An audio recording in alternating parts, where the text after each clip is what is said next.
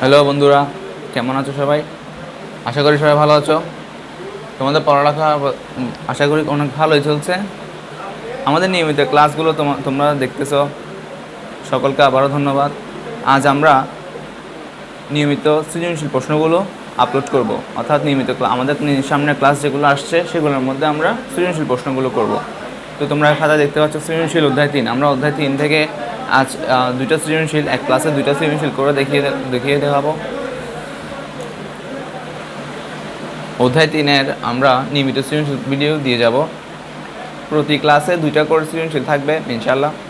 তো আজ আমরা দেখি প্রথম সৃজনশীল প্রশ্নটা তোমরা উপরে দেখতে পাচ্ছ, স্ক্রিনের উপরে প্রশ্নটা দেওয়া রয়েছে। তো প্রথমে আমরা একটা জিনিস মাথায় রাখতে হবে, সেটা হচ্ছে পরীক্ষায় যখন সৃজনশীল প্রশ্ন আসবে তখন আমাদেরকে আগে প্রথমে সৃজনশীল প্রশ্নটা ভালো করে পড়তে হবে। কেননা সৃজনশীল প্রশ্নটা যদি আমরা নাই বুঝি তাহলে আমরা অঙ্কটা করতে পারবো না। আর আমরা বইয়ে যেসব অঙ্ক করেছি তার আলোকে সৃজনশীল প্রশ্নটা দেওয়া থাকবে। তাই বইয়ের অঙ্কগুলো অবশ্যই জানতে হবে, করতে হবে এবং সেগুলো পারতে হবে। তো কথা না বেরিয়ে চলে যাচ্ছে আমাদের প্রশ্নে। তো আমরা উপরে যে স্ক্রিনের প্রশ্নটা দেওয়া রয়েছে দেখতে পাচ্ছি, প্রশ্নতে লেখা রয়েছে, দেখো প্রশ্ন 1, 15টি পেন্সিল এবং 12টি কলমের দাম একত্রে 276 টাকা, 2টি কলমের দাম 16 টাকা। ক নাম্বার প্রশ্ন করছে 12টি কলমের দাম কত, খ নাম্বার করছে 15টি পেন্সিলের দাম কত, গ নাম্বার করছে 10টি পেন্সিল কিনতে কত টাকা লাগবে। ঠিক আছে, তাহলে আমরা প্রথমে ক নাম্বার প্রশ্ন দিয়ে শুরু করব, কিন্তু আমাদেরকে উদ্দীপকটা একটু ভালো করে দেখতে হবে। তো উদ্দীপকে লেখা রয়েছে 15টি পেন্সিল এবং 12টি কলমের দাম একত্রে 276 টাকা। মানে 15টা পেন্সিল আর 12টা কলম তুমি যদি দোকান থেকে নাও, একত্রে কত টাকা দিয়ে নিতে হবে? 276 টাকা দিয়ে নিতে হবে। আর সেখানে 2টা কলমের দাম হচ্ছে মাত্র 16 টাকা। ক নাম্বার প্রশ্নটা বলছে 12টি কলমের দাম কত। তো এখানে আমাদের দেখো প্রশ্নের মধ্যে দেওয়া রয়েছে 2টি কলমের দাম দিয়ে দিছে ওরা। তাহলে 2টি কলমের দাম দিছে 16 টাকা। ক নাম্বার প্রশ্ন করছে 12টি কলমের দাম কত। তাহলে এই অঙ্কটা আমরা কীভাবে করব? তাহলে দেখি আমরা ক নাম্বার প্রশ্ন। প্রথমে আমরা লিখব 2টি কলমের দাম 16 টাকা।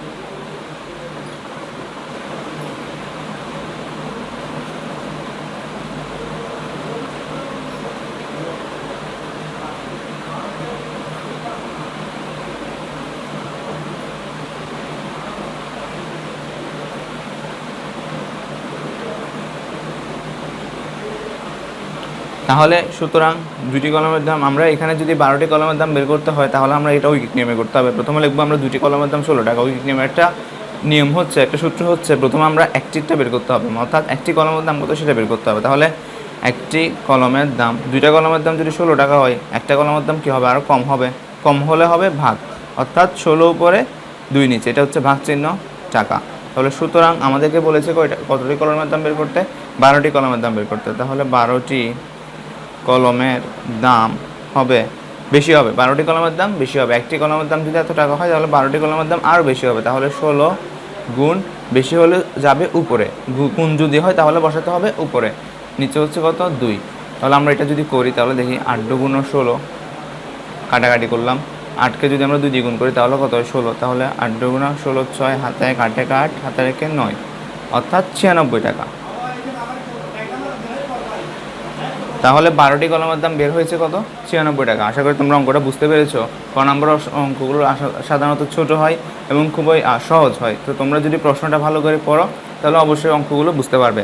তাহলে এরপরে আমরা খ নম্বর প্রশ্নটার দিকে দেখি। খ নম্বর প্রশ্নটা বলেছে 15টি পেন্সিলের দাম কত। তাহলে আমরা যদি খ নম্বর প্রশ্নটা করি, অঙ্কটা যদি আমরা করি, 15টি পেন্সিলের দাম কত জিজ্ঞেস করেছে। তাহলে আমরা একটু খেয়াল করি, উদ্দীপকে দেওয়া রয়েছে 15টি পেন্সিল এবং 12টি কলমের দাম একত্রে হচ্ছে কত? 276 টাকা। তাহলে আমরা অঙ্কটা করতে হবে এভাবে। তাহলে প্রথমে আমরা লিখব যেটা দেওয়া রয়েছে উদ্দীপকে, 15টি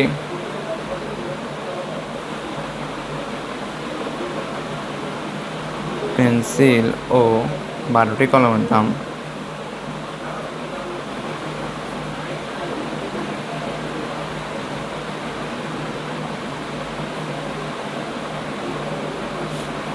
একত্রে 276 টাকা।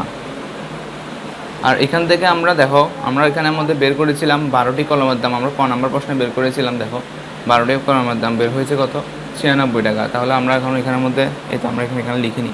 সুতরাং 12টি কলমের দাম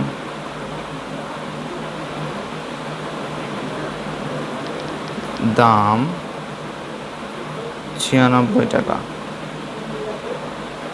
তাহলে আমরা এখানে এরপর লিখবো। তাহলে দেখো 15টি পেন্সিলে 12টি কলমের দাম যদি এক হচ্ছে 276 টাকা হয়, সেখানে যদি 12টি কলমের দাম, শুধুমাত্র 12টি কলমের দাম যদি 12টি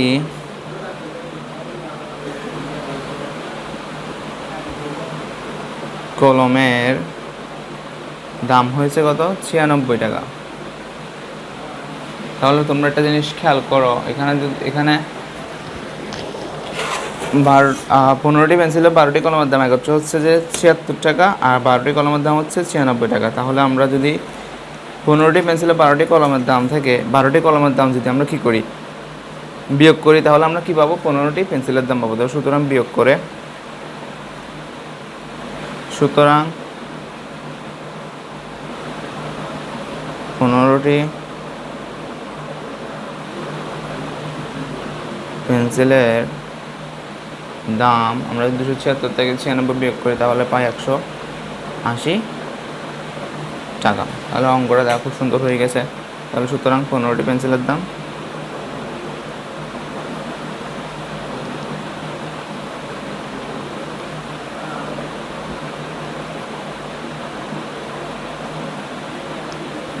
180 টাকা। তো ওরা আমাদের থেকে চেয়েছে 15টি পেন্সিলের দাম কত, তাহলে এটা আমরা খুব সহজে বের করে ফেলেছি। 15টি পেন্সিলের দাম হচ্ছে 180 টাকা। খুব সহজ অঙ্কটা আমরা করে ফেলেছি। এরপর তাহলে এরপরের অঙ্কটা যদি আমরা দেখি, এরপরের প্রশ্নটা বলছে 10টি পেন্সিল কিনতে কত টাকা লাগবে। তাহলে দেখো 10টি পেন্সিল কিনতে আমাদের কত টাকা লাগবে, তো আমরা বের করেছি 15টি পেন্সিলের দাম হচ্ছে 180 টাকা। তাহলে আমরা 10টা পেন্সিলও বের করতে পারবো। তাহলে দেখি অঙ্কটা কেমন করবো আমরা। তাহলে এখানে আমরা প্রথমে লিখবো, এখানে ক হতে পাই, খ হতে, অর্থাৎ ক হতে আমরা বের করেছিলাম 15টি পেন্সিলের দাম 180 টাকা। তাহলে আমরা এখানে লিখব 15টি পেন্সিলের দাম 180 টাকা। সুতরাং আমরাও কি নেমে যাব, তাহলে একটি পেন্সিলের দাম হবে কত,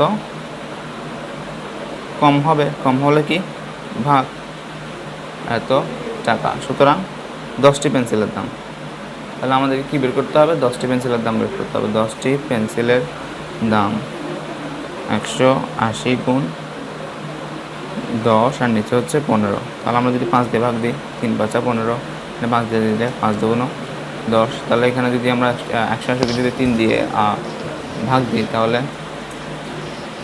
3 4 12, 3 6 18 আর 0 বসে যাবে, অর্থাৎ 60। 3 6 18, 3 0 0, 3 6 18। তাহলে এখানে 6 2 হচ্ছে 120 টাকা। অর্থাৎ 10টি পেন্সিলের দাম আমরা তাহলে কত বের করলাম, 120 টাকা। সুতরাং 10টি পেন্সিলের দাম